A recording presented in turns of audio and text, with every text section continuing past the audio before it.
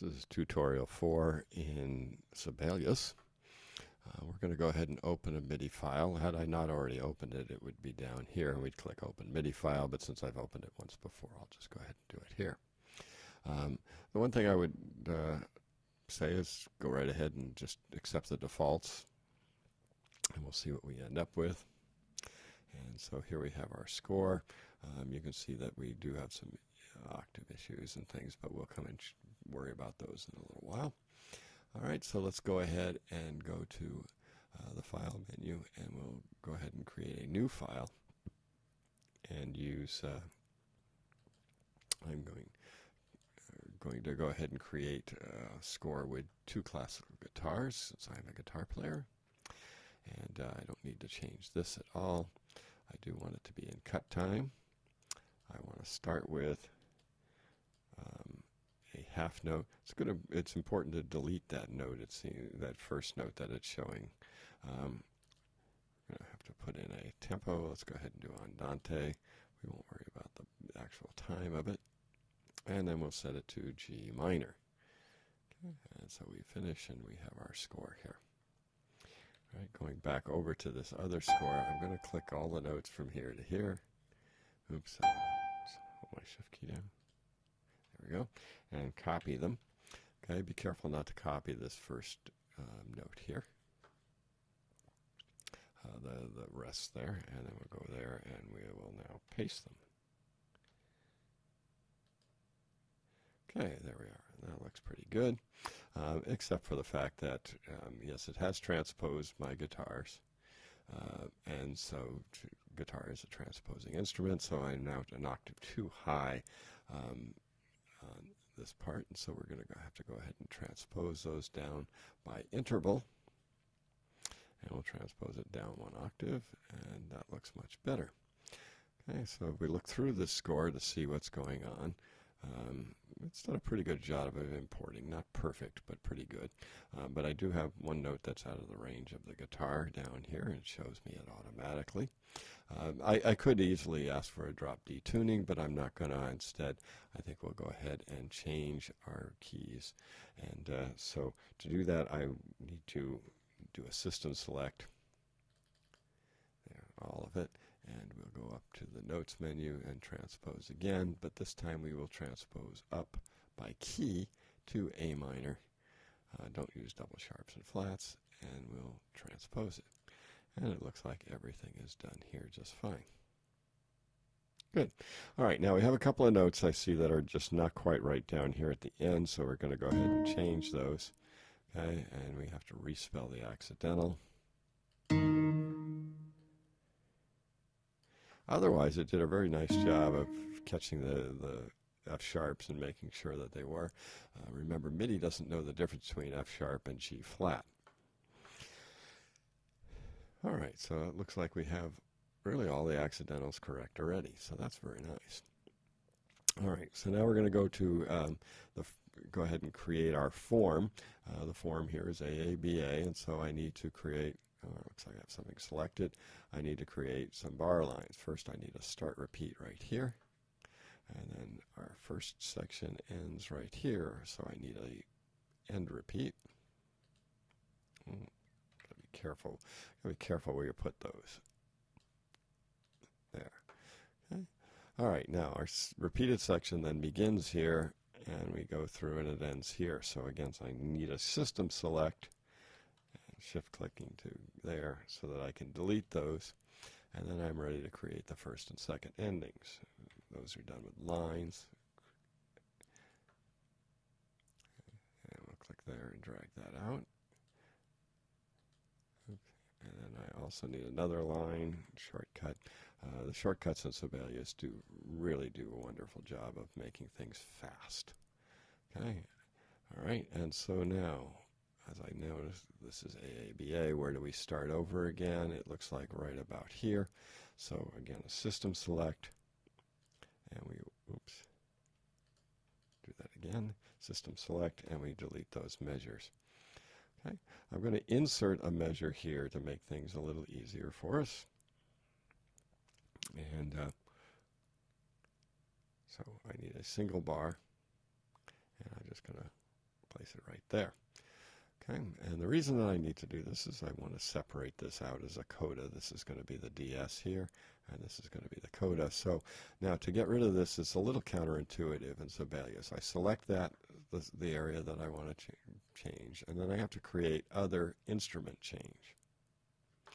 Okay, and then you select others, no instrument hidden, and also turn off the announcement of the previous instrument. And then it only does it on one staff, and so I have to do it twice. Okay, and then I need to hide these because I don't want those there. We are not actually changing instruments.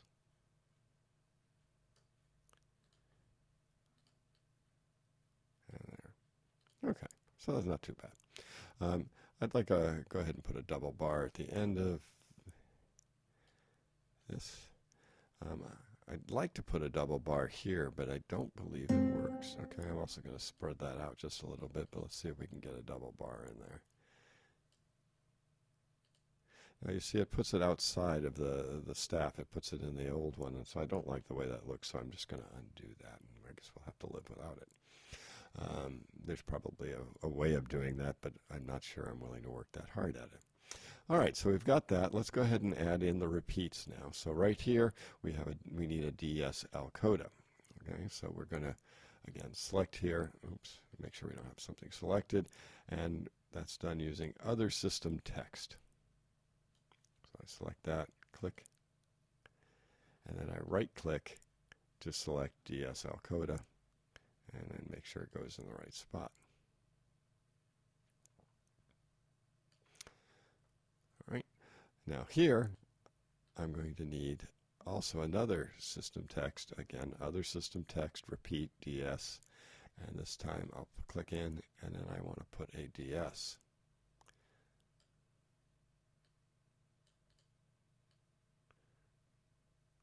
Now the DS is kind of small, but it's not an easy way to fix that. All right, now we're going to jump to the coda right here. So we'll, again, select system text, and this time we want to coda, and again we want to make sure it's in the right spot, and then finally we need a coda.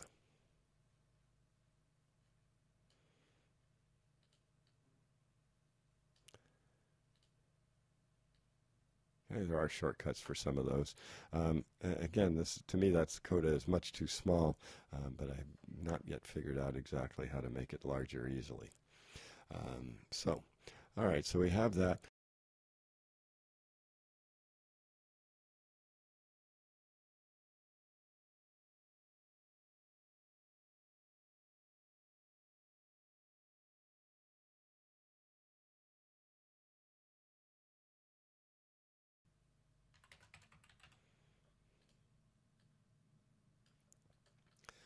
And I want another composer for me.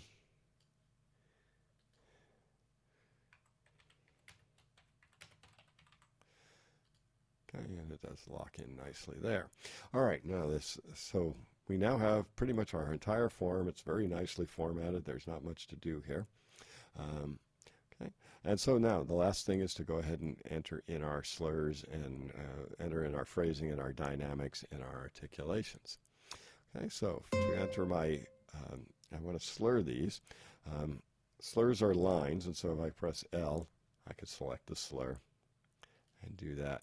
But Sibelius is really nice about this. It has a shortcut S, which all I have to do is click on it and do that. And what's really nice is that I can put these all kind of, all I have to do is click on my notes, and it puts them in for me. And so I can enter in just about everything I want to do all at one time. Now I had already prepped this, that's why I know what I'm doing on. And, oops. So you just select the note and then enter it in.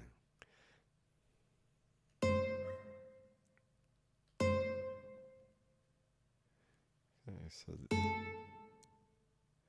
so I'm not putting any articulations in my first part. I just decided I didn't want to.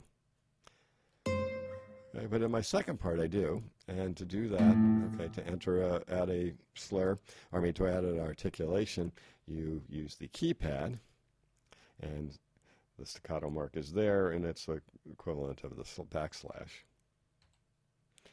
Okay, and so you can also do that. I can select a bunch of notes and do that all at one time.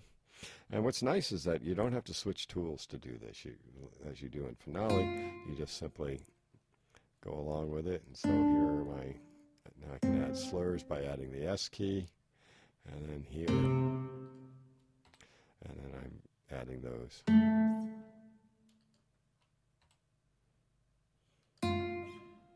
So I'm finding this quite quick in a lot of ways.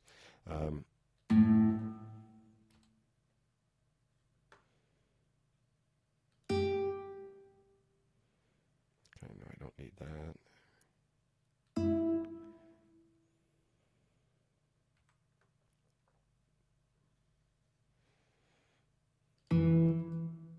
And then the accent is the equal sign over on the keypad.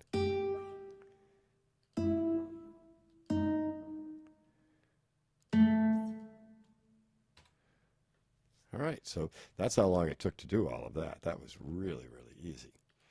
Okay, finally I need to add in some other text, and those are expressions. And so I want to add in a mezzo forte, or mezzo piano.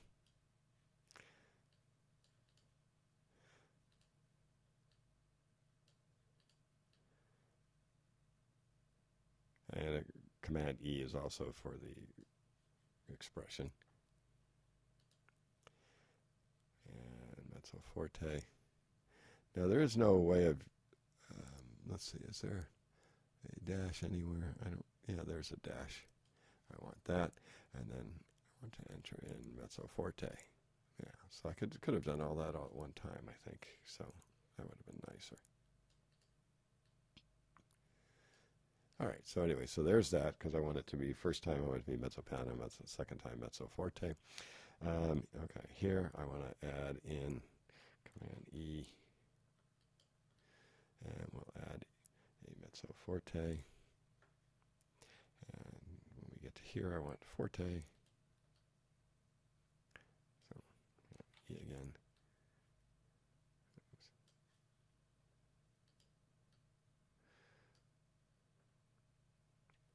And then down here, I want mezzo piano.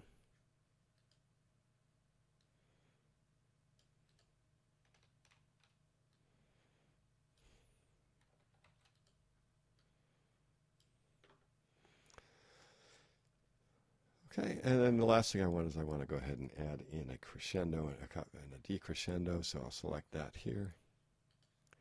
Okay. Oops. Try that again.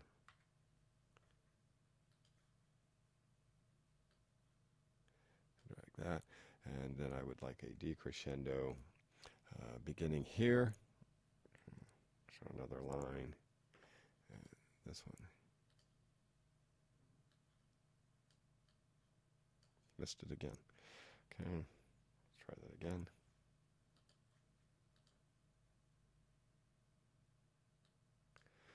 Okay, it's not loading that. Let's try that again one more time. There, now it loaded it. Okay, and I want to drag it all the way to here.